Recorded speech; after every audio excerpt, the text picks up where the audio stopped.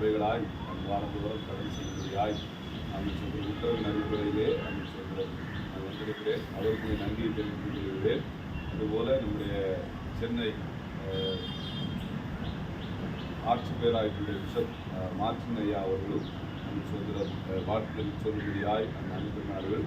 ஆகவே நான் இந்த வாழ்த்து சொல்கிறேன். எனக்கு மேலாக இருக்கிற ஜானகன் அவர்களும் இந்த தமிழ்நாட்டினுடையதான விகாராக இருக்கிற அவர்களுக்கு நன்றியை சொல்லிக் கொள்கிறேன்.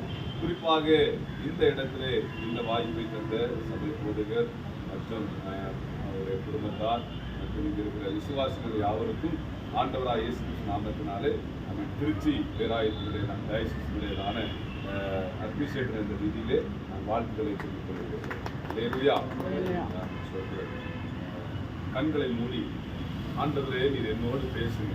இந்த வேளையில் கூட நீர் பேசுகிற தேவன் என்பதை நான் அறிந்திருக்கிறேன். ஆகவே நீங்கள் என்னோடு பேசுங்க என்று சொல்லி தேவ சமூகத்தில் இவ்வளோ நேரம் நம்ம பாடினோம், ஆராதித்தோம், ஜெபித்தோம்.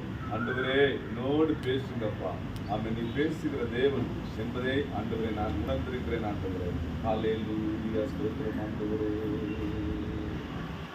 நினைப்பாவே இருப்பவரே இயேசையா, உங்களை நினைச்சாலே உள்ளமெல்லாம் தொழுதையா.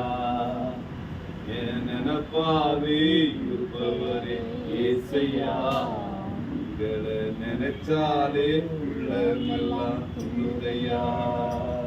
உங்க அன்புக்கு முன்னாலே இந்த உலகம் சிறுசுதான், அந்த வானத்தை போல உங்க மனசு பெருசுதான்.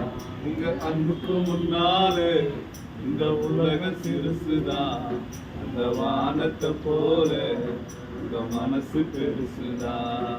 என் நினைப்பாவே இருப்பவரே இயேசையா, உங்களை நினைச்சாலே உள்ளமெல்லாம் துள்ளுதையா. என் நினைப்பாவே இருப்பவரே இயேசையா, உங்களை நினைச்சாலே உள்ளமெல்லாம் துள்ளுதையா. மேலே வானத்திலும் கீழே பூமியிலும் சகல அதிகாரங்களை படைத்த அன்பின் நல்ல ஆண்டவரே உம்மை துதிக்கிறோம், ஸ்தோத்திரிக்கிறோம். அப்பா, இந்த ஓய்வு நாளிலே உம்மை ஆராதிக்கும்படியாய், உம்மை தொழுது கொள்ளும்படியாய் ஆண்டவரே நீர் எங்களுக்கு தந்திருக்கிற நல்ல தருணத்திற்காக நன்றி செலுத்துகிறோம். இந்த நாளிலும் ஆண்டவரே ஸ்தோத்திரம். திருச்சி பட்டணத்தில் இந்த பிலிவர்ஸ் கிறிஸ்டியன் சர்ச்சிலே ஆண்டவருடைய வார்த்தையை நாங்கள் தியானிக்கும்படியாய் எங்களுக்கு தந்திருக்கிற மாபெரும் சாக்கியத்திற்காய் எங்களுக்கு நன்றி செலுத்துகிறோம்.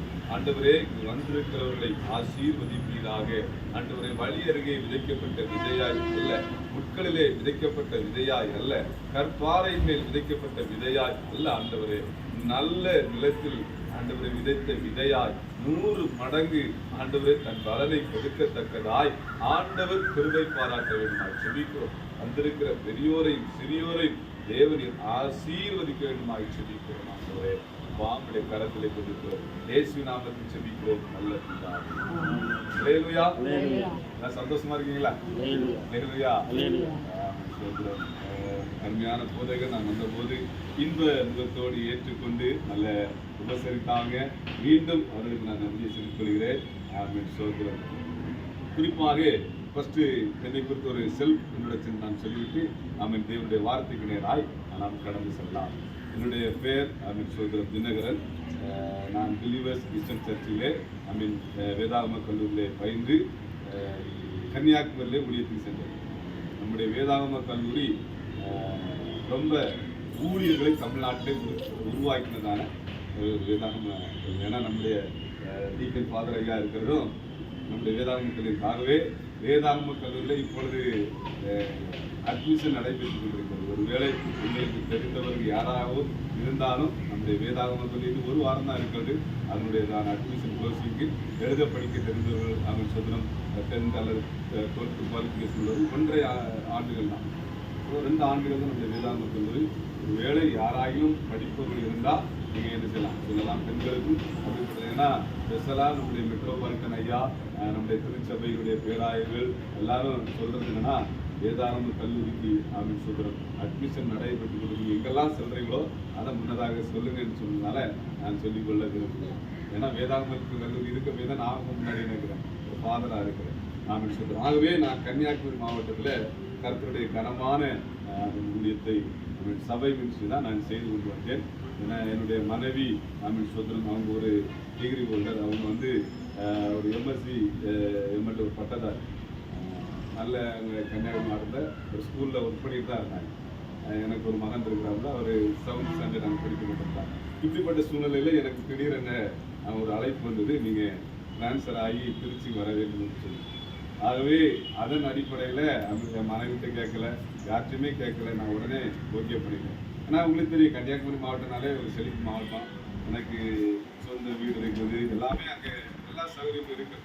ஆனாலும் ஆண்டவருடைய இறை அழைப்பு, ஆண்டவருடைய வாக்குத்தத்தத்தின்படி அழைக்கப்பட்டதுனால நான் ஓகேன்னு வந்துட்டேன். எதையுமே டிமாண்ட் பண்ணல நான் சொல்றேன். ஆகவே திருச்சியில் வந்து நான் சோதனையாக வந்து பார்க்கும்போது ரொம்ப வெயில், தாங்க முடியாத வெயில். ஆமாம், ஆனாலும் ஆமென் சொல்கிறோம், அந்த வெயிலெல்லாம் பொருட்படுத்தாதபடிக்கு என் மனைவி வந்து ரொம்ப குளிரான பேச்சிப்பாறை டேம், நீங்கள் கூகுளில் அல்லது மேப்பில் பார்த்தீங்கன்னா பேச்சிப்பாறைன்றதான டேம் பக்கத்தில் வாழ்ந்தாங்க. அவங்களுக்கு நல்ல செழிமையும் நல்ல குளுமையான ரப்பர் தோட்டம் அப்படிப்பட்ட ஏரியாவில் வாழ்ந்து வருது. ஆனால் இங்கெல்லாம் வந்து பார்க்கும்போது, ஆனாலும் ஆண்டவர் ஊழியத்திற்காக என் மனைவியும் மறுப்பு சொல்லாமல் அவன் சொல்கிறோம், தேவனுடைய இந்த கனமான ஊழியத்திற்கு அவன் கடந்து வர கர்த்தர் கிருபை செய்வார். அல்லேலூயா. ஏன்னா இந்த நம்ம தேசத்துல அல்லது நம்ம என்னதான் கெட்டி வைத்திருந்தாலும் அது நமக்கு நிரந்தரமானது அல்ல. அல்லேலூயா. எல்லாம் நம்மளை விட்டு கடந்து போகுது. நமக்கென்று அப்பா ஒரு இடத்தை ஆயத்தம் வச்சிருக்கிறார், நித்திய ராஜ்யம், பரலோக ராஜ்யம். அதுதான் நமக்கு என்னது நிரந்தரமானது. ஐயா சொந்தம் என்று சொல்லிக்கொள்ள உண்மைட்டா யாரும் இல்லை. அந்த ஆகவே நம்முடைய அந்த வேதம் தான் நமக்கு வெளிச்சம். உலகத்திலே ஆமென் சுதந்திரம் அதிகமாய் அச்சிடப்படுகிறது இந்த பரிசுத்த வேதாகமம். அல்லேலூயா. ஆமா, படிக்க படிக்க திகட்டாத ஒரு புஸ்தகம் தான். நிறைய புஸ்தகங்கள் வருகிறது, ஆனா அவைகள் எல்லாம் ஒரு முறை படித்தா மறுமுறை என்ன செய்ய முடியாது, படிக்க முடியாது. இப்ப நிறைய கல்கண்டு குமுதம் அப்படி இப்படின்னு நிறைய புஸ்தகங்கள் இருக்கும். அந்த புஸ்தகம் ஆனா ஏன்னா இது ஜீவனுள்ள புஸ்தகம்.